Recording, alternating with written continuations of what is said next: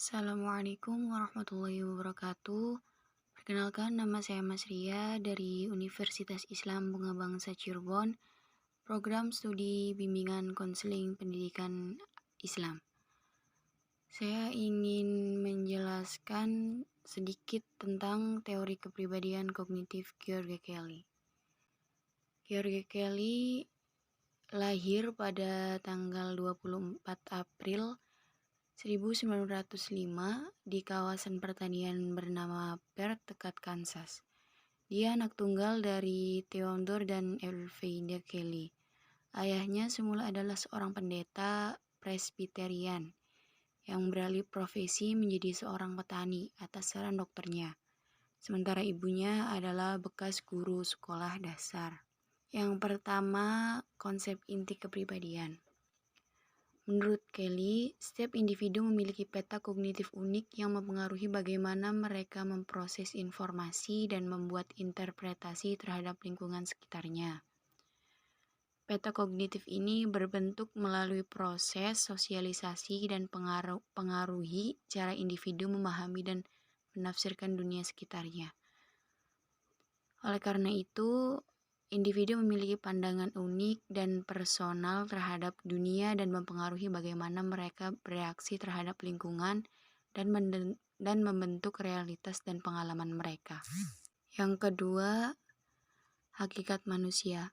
Hakikat manusia adalah sebagai subjek yang aktif dalam memahami dan menafsirkan dunia sekitarnya.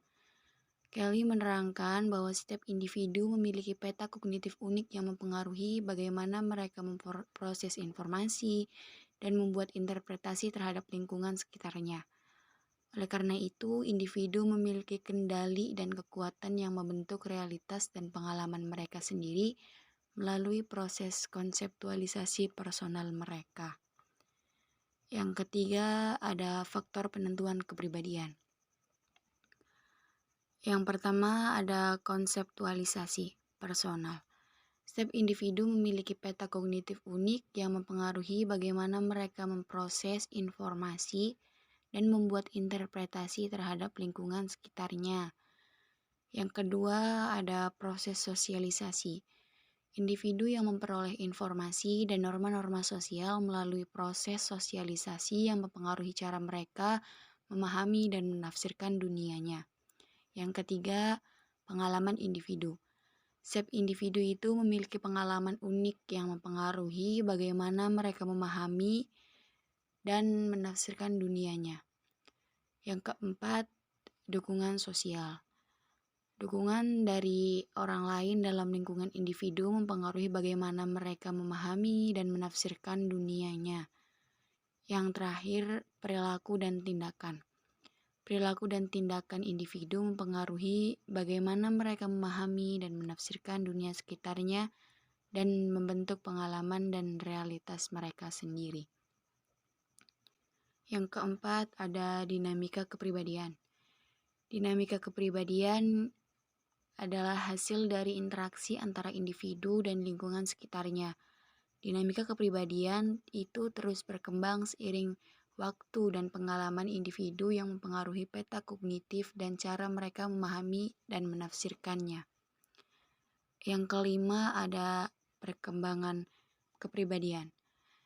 Perkembangan kepribadian adalah proses evolusi yang mempengaruhi dalam bagaimana individu memahami, menafsirkan dunia sekitarnya, serta individu bagaimana mereka bereaksi terhadap lingkungan dan membentuk identitas dan karakter diri mereka. Proses ini dimulai sejak lahir dan berlangsung sepanjang hidup. Berbagai teori psikologi memiliki pandangan yang berbeda-beda tentang perkembangan kepribadian.